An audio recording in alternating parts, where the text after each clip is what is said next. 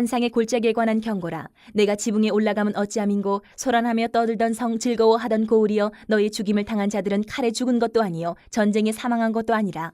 너희 관원들도 다 함께 도망하였다가 화를 벌이고 결박을 당하였고 너희 멀리 도망한 자들도 발견되어 다 함께 결박을 당하였도다. 그러므로 내가 말하노니 돌이켜 나를 보지 말지어다. 나는 슬피 통곡하겠노라. 내 딸 백성이 패망하였으므로 말미암아 나를 위로하려고 힘쓰지 말지니라. 환상의 골짜기에 주 만군의 여호와께로부터 이르는 소란과 밝힘과 혼란의 날이여 성벽의 무너뜨림과 산악에 사무쳐 부르짖는 소리로다. 엘람 사람은 화살통을 메었고 병거탄 자와 마병이 함께하였고 기르 사람은 방패를 드러냈으니 병거는 내 아름다운 골짜기에 가득하였고 마병은 성문에 정렬되었도다. 그가 유다에게서 덮였던 것을 벗김에 그날에야 내가 숲을 곳간의 병기를 바라보았고 너희가 다윗성에 무너진 곳이 많은 것도 보며 너희가 아랫못에 물도 모으며 또 예루살렘의 가옥을 계수하며 그 가옥을 헐어 성벽을 견고하게도 하며 너희가 또 옛 못의 물을 위하여 두 성벽 사이에 저수지를 만들었느니라. 그러나 너희가 이를 행하신 이를 앙망하지 아니하였고 이 일을 옛적부터 경영하신 이를 공경하지 아니하였느니라. 그날에 내가 힐기야의 아들 내 종 엘리야김을 불러 내 옷을 그에게 입히며 내 띠를 그에게 띠워 힘있게 하고 내 정권을 그의 손에 맡기리니 그가 예루살렘 주민과 유다의 집의 아버지가 될 것이며 내가 또 다윗의 집의 열쇠를 그의 어깨에 두리니 그가 열면 닫을 자가 없겠고 닫으면 열 자가 없으리라. 못이 단단한 곳에 박힘같이 그를 견고하게 하리니 그가 그의 아버지 집의 영광의 보좌가 될 것이요 그의 아버지 집의 모든 영광이 그 위에 걸리리니 그 후손과 족속되는 각 작은 그릇 곧 종지로부터 모든 항아리까지니라. 만군의 여호와께서 이르시되 그날에는 단단한 곳에 박혔던 못이 사그리니 그 못이 부러져 떨어지므로 그 위에 걸린 물건이 부서지리라 하셨다 하라. 나 여호와의 말이니라. 이 본문은 환상의 골짜기 1절에 환상의 골짜기라고 불리는 예루살렘을 향한 하나님의 경고입니다. 예루살렘 우리가 너무 잘 알죠. 성전이 있는 곳입니다. 하나님을 예배하는 성전이 있고 선지자의 말씀이 그 어느 곳보다 많이 선포된 곳이 또 예루살렘이고 하나님의 백성이다 라고 자부하면서 그 자부심으로 자긍심으로 살고 있었던 도시가 또 예루살렘이었어요. 그런데 위기가 찾아왔을 때 정작 이들은 하나님을 바라보지를 않았다라는 거예요. 하나님의 성전이 있습니다. 하나님의 백성이라는 자부심이 있습니다. 선지자의 수많은 말씀들이 선포된 곳입니다. 그런데 위기가 찾아오니까 하나님을 안 바라봐요. 적군이 몰려오니까 제일 먼저 한 게 뭡니까? 병기고에서 무기를 꺼내서 준비를 합니다. 성벽을 보수합니다. 사용할 물들을 저장합니다. 현실적인 준비는 정말 하나부터 열까지 차곡차곡 철저히 했어요. 그런데 그들의 결정적인 문제를 하나님이 지적을 하세요. 11절에 보면 너희가 이를 행하신 이를 앙망하지 아니하였고 이 일을 옛적부터 경영하신 이를 공경하지 아니하였느니라. 아주 결정적인 문제를 콕 찍어서 말씀하신 거예요. 그래서 오늘 이 말씀을 통해서 우리가 중점적으로 바라보고 묵상하고 우리가 받아야 될 말씀은 내가 어려움을 만났을 때 무엇을 가장 먼저 바라보는가? 바라보는 게 뭔가? 그것을 우리가 살피면 좋겠습니다. 먼저 위기 속에서 우리는 하나님의 경고를 먼저 들어야 돼요. 하나님의 경고를. 예루살렘 사람들 보십시오. 지붕에 올라가서 소란을 피우고 즐거워했어요. 지금 위기가 다가오고 있는데.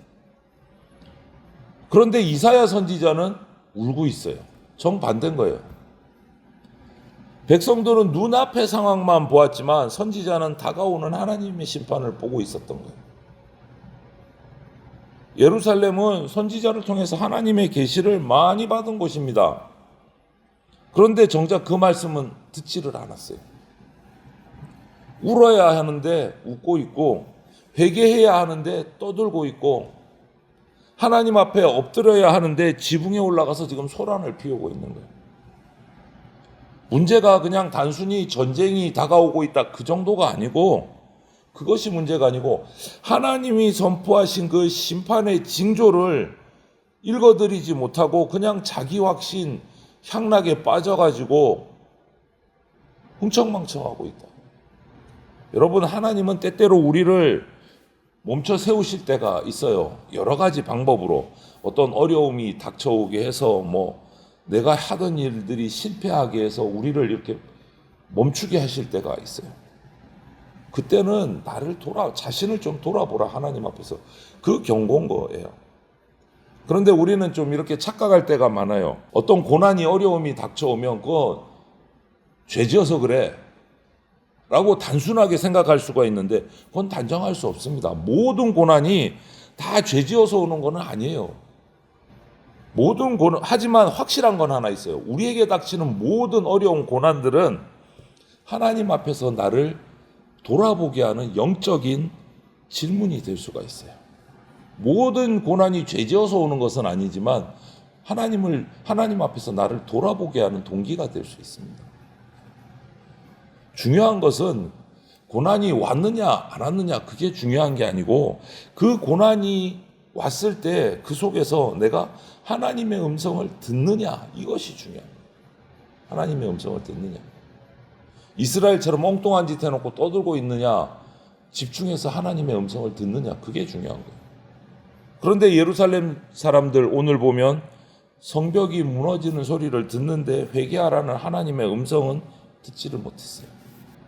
그래서 오늘 우리는 새벽에 기도하러 나왔는데 이렇게 기도하면 좋겠어요. 주님, 나에게 닥친 이 일을 통해서 내가 어떤 말씀을 하나님께 들어야 됩니까? 내가 버려야 될 죄와 내가 회복해야 될 믿음은 무엇인지 좀 깨닫게 해주십시오. 이런 기도가 필요해요. 하나님, 나한테 왜 이런 어려움을 주십니까? 왜 이렇게 안 해결해 주시고 기도 응답도, 이런 기도, 이렇게 좀 수준 낮은 기도는 내려놔야 돼요. 두 번째로, 인간적인 준비보다 위기 앞에서 하나님을 먼저 바라봐야 됩니다. 예루살렘 사람들 한 것은 뭔지 한번 보십시오. 위기가 닥쳤습니다. 정말 치밀하게 움직입니다. 무기고를 열어서 병기를 준비해서 확인을 했고, 무너진 성벽을 보수했습니다. 심지어는 집을 헐어서까지 성벽을 견고하게 준비를 했어요. 전쟁 대비를 한 거예요. 그리고 포위당했을 때를 대비해서 물까지 저장을 했어요. 물까지. 이런 준비가 잘못된 거 아니에요. 준비해야 됩니다. 우리가 할 수 있는 준비는 우리가 해야 돼요. 믿음은 무책임하고 무계획한 게 아닙니다. 어떤 분들은 또 믿음만 강조하다 보면 또 이렇게 정반대의 잘못을 저지를 때가 있어요. 뭡니까? 내가 기도 40일 금식 기도해서 이제 나는 아무것도 안 해도 돼. 하나님이 다 알아서 하실 거야. 이것도 반대로 잘못된 거예요. 믿음은 무책임한 거 아닙니다. 무계획한 거 아니에요.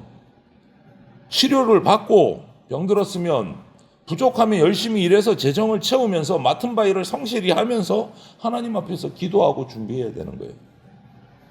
문제는 준비하면서 하나님을 잊어버리고 내가 한 준비를 믿는다라는 거예요. 하나님을 잊어버리고. 그게 문제예요. 오늘 8절부터 11절을 쭉 묵상해 보면 예루살렘 사람들은 자신들이 준비한 병기를 바라봤어요. 이제 준비 다 됐어. 든든하다, 마음이. 끄떡없어. 병기를 바라보고. 그런데 이 일을 주관하고 섭리하시는 하나님은 바라보지를 않았어요. 앙망하지 않았다. 무너진 성벽을 바라보면서 준비는 했지만 이 일을 옛적부터 경영하고 섭리하신 하나님은 바라볼 생각을 안 했어요. 여러분, 이 예루살렘 사람들의 이런 모습을 보면서 우리는 문제가 생기면 어떻게 하나 한번 생각해 봐야 돼요. 사람 먼저 찾고 돈 계산하고 방법을 연구하고 하다가 안 되면 맨 마지막에 그런 기도 좀 해보자. 도저히 방법이 없다. 이거는 순서가 틀린 거예요. 할 수 있는 일 다 해보고 나서 아이고 이제 기도밖에 할 게 없네. 성도에게 기도는 마지막 수단이 아니고요. 첫 번째 방법이에요. 첫 번째 반응이어야 돼요. 기도하고 내가 할 수 있는 최선의 준비를 해야 돼요. 기도하고. 하나님을 의지한다는 것은요, 아무것도 하지 않는다. 기도 한번 했으니까 이제 나는 그냥 손 놓고 그냥 주저앉아 있을래. 하나님이 알아서 하시겠지. 이거 아니에요. 최선을 다해서 준비를 하되 그 준비를 믿는 것이 아니고, 약을 먹었으니까 낫겠지 믿는 것이 아니고, 약을 통해서 그 준비를 통해서 나를 이끌어 가시는, 인도하시는 하나님을 인정하고 믿는 거예요. 성벽보다 하나님이 더 안전하십니다. 저수지보다 하나님이 더 풍성하세요. 무기보다 하나님의 손이 더 강합니다. 제가 준비하되 그 준비를 믿지 않게 해주십시오. 기도해야 돼요. 우리 모든 계획 위에서 주님을 제일 먼저 바라보고 주님의 인도하심에 따르게 해주십시오. 기도해야 돼요. 마지막으로 한 가지 더, 내게 맡겨진 자리에서 내가 아니라 하나님을 섬겨야 돼요. 이웃을 섬겨야 돼요. 15절부터 그 뒤로 보면 셈나라는 인물과 엘리야김이라는 인물, 두 인물이 대조적으로 등장을 합니다. 셈나는 어떤 사람이었냐? 제법 자리가 있는 사람이에요. 왕궁 국고를 맡은 고위 관리입니다. 고위 관리. 나라가 이제 전쟁이 일어나기 직전이에요. 위기가 닥쳐온 거예요. 나라에. 그러면 고위 관리로서 백성들을 살피고 공동체를 살피고 전쟁 준비가 어떻게 돼가나 이런 것들을 관리해야 될 이 사람이 뭐 했다고 돼 있냐면, 전쟁이 지금 급박한데 자신을 위해서 높은 곳에 호화로운 묘실을 마련했다. 이렇게 기록하고 있어요. 나라가 무너질 위기인데 자기 명예를 준비하고 백성들은 그것 때문에 고통받고 두려워하고 괴로워하고 있는데 죽은 뒤에 자기 묘실 이름 남기려고 준비하고 있어요. 하나님이 맡기신 자리를 사명으로 여기지 않고 자기 영광의 도구로 사용해요. 그 결과 하나님 뭐라고 하십니까? 셈나를 관직에서 쫓아내고 낮추겠다.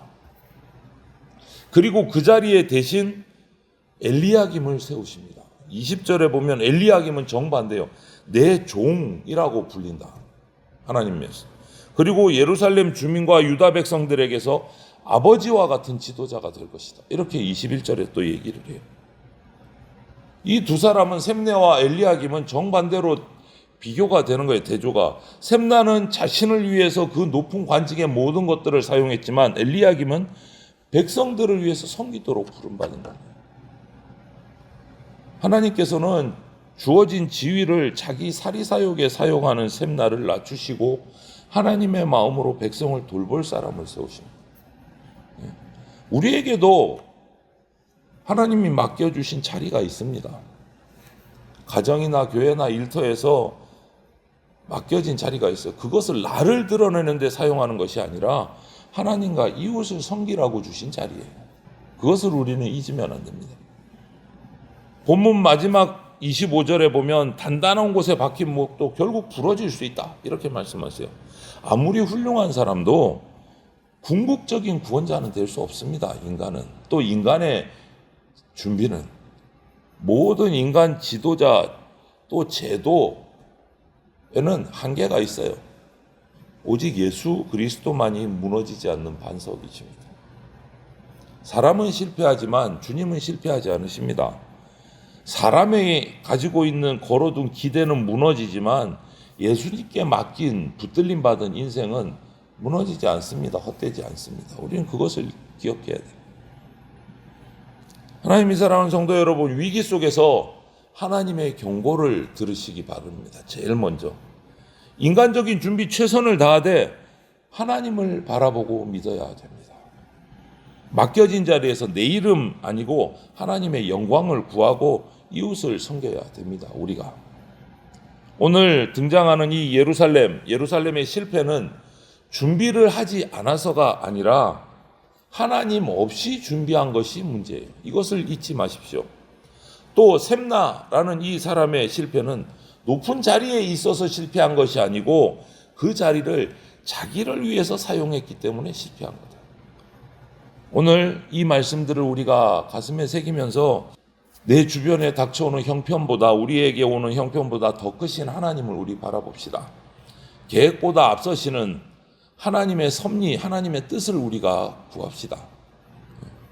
사람도 흔들리고 환경도 흔들리지만 영원한 반석이신 예수 그리스도는 흔들리지 않는다라는 것을 알고 그 반석 위에 우리의 인생의 집들을 세워가야 됩니다. 그래서 그렇게 해서 우리의 염려가 기도로 바뀌고 모든 계획이 믿음 안에 세워지고 우리에게 맡겨진 모든 자리가 사랑과 섬김의 자리가 되어서 오늘 하루도 주님을 예배하고 또 지체들과 이웃들과의 생활 가운데서 하나님이 붙드시는 은혜와 평강이 가득하시기를 주님의 이름으로 축원을 드립니다. 아멘.